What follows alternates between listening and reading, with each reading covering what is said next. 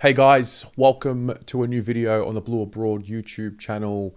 Don't forget, during the trade and draft period, these videos are sponsored by Big Betting Australia. That's betting, not betting. You really think I'd sell out? Come on now. So what that means is you can use the code BLUEABROAD at the checkout for 15% off on all orders, no minimum value, and free shipping. Check out the website, link is in the description. In this video, I'm going to go through 4 pieces of information that we were given via an interview with Jacob Weitering and Jacob Weitering. Now, this was yesterday.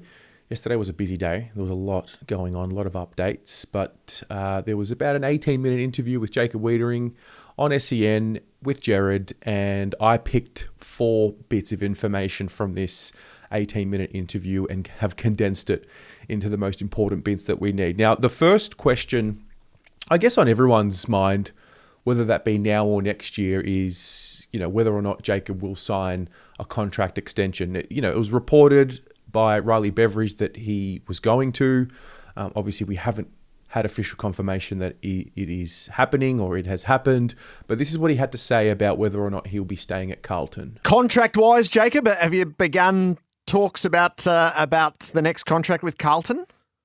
Yeah, I think it's always sort of an ongoing conversation, especially when, you're about 12 months out from finishing up the current contract. And I've always said, Jared, that I want to be a Blue for life. And those discussions will certainly take place in the near future, I'd expect. And, as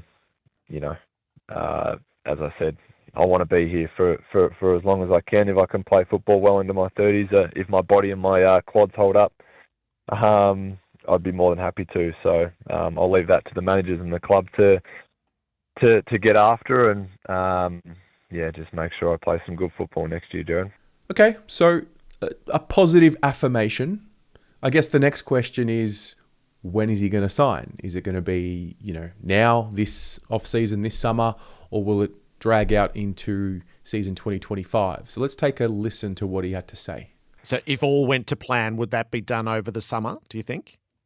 To be honest, I'm not too sure. I think trade period is going to be a very interesting one for our club. I mean, there's some decisions to be made for some players, and it's I guess it didn't come as a shock for everyone, but there are some decisions like your Matt Owies and your Matt Kennedys and Lewis Youngs, and you've obviously, I'll be transparent with you, Jared, you hear all sorts of names flying around in trade period, and Carlton typically is always up in lights as well. So, it's exciting as well to sort of have become that club in a sense that players want to come to, and our name's sort of being thrown up there. I know from my early days, Jared, not many people wanted to come. So it'll make our club better, whatever the list management does. And, hopefully we can do all the right things and get the right people in, both from a culture and talent point of view, and take that next step. Okay, so a little bit to unpack there. He almost answered the second question while also answering another question that we have. So it really just sounds like we're going to have to wait until trade period 2024 going into 2025 is over, and we know exactly what the makeup of the list will be, and we know exactly who we're going to get. Dan Houston is a name that gets thrown up a lot lately.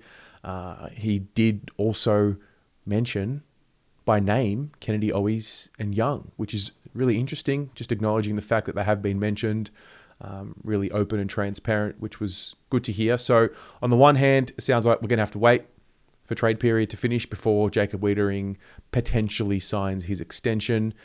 And on the other hand, we're also going to have to wait and see whether these boys are staying or whether they're leaving. So interesting there. I don't know about you. Do I care too much if it were to continue?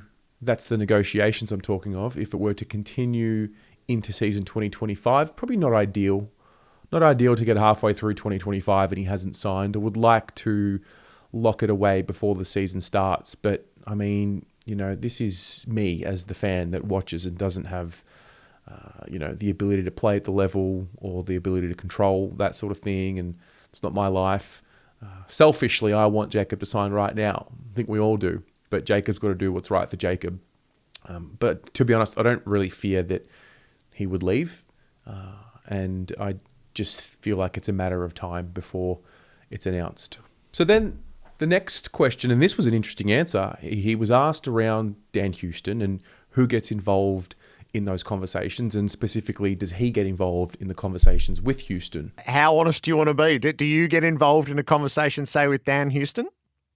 No, I'd probably leave that to the big Richter. As a two-time Brownlow medalist, soon to be five-time John Nichols. I think the respect element and I guess the aura that he has will certainly have an influence on individuals like that. But again, sort of leave that up to the list management. I'm sure they'll do a great job. And so there you go. Patrick Cripps gets involved. That's got to be a positive. Two-time Brownlow medalist now, sitting down, having coffee, telling you, hey, I need you. I want you and I need you. I also need you to take a pay cut from what you could be earning. But that's an interesting conversation. So what's that, like a Nick Austin, Cripps, Voss? Do we roll the boys around? Do we get the private jet out? I'd love to know, and I don't think we'll ever will know, how that conversation and where that conversation takes place. And then the final question was around Jacob's thoughts on Dan Houston. And I really love that he just answered this honestly. Yeah, I mean, he's a two-time All-Australian, Jared. So if I was marking it, I'd be kicking it a lot less and handballing at someone like him. So, I mean, they're all quality players, and he's certainly one of them. A great ball user by foot and a huge part of what Port Adelaide were able to do in the back end of the season, and he was certainly missed in that in those finals. So there you have it. Interesting. I've spoken about this before. I watch a lot of the NBA, and there are tampering rules in the NBA, and, you know, having such conversations around contracted players is not allowed. I like that rule in the NBA, and I know Jacob Weitering's right then. He's just given, you know, Houston a big praise. And to be fair, he was asked directly, what do you think of Dan Houston's prospects and what would it mean for him to come to Carlton? I guess we're just in a different sporting culture here in the AFL. You know, we can talk about contracted players and what it would look like for them to be in our teams. Where do you sit on that as a side question? Do you think players, coaches, clubs should be able to talk about opposition players potentially playing for them in the future, especially when they're contracted? Let me know. Let me know about that. Let me know about what you think of all of those bits there that you've heard. Will Jacob sign this summer?